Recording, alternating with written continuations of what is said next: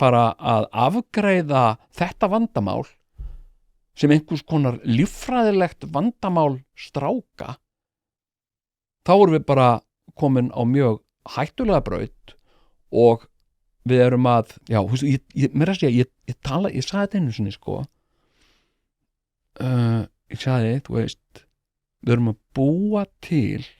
stráka sem hata samfélagið sem þeir lifa í og við erum að gera þetta og þessi strákar sem að þegar að þeir hafa líkamlega burði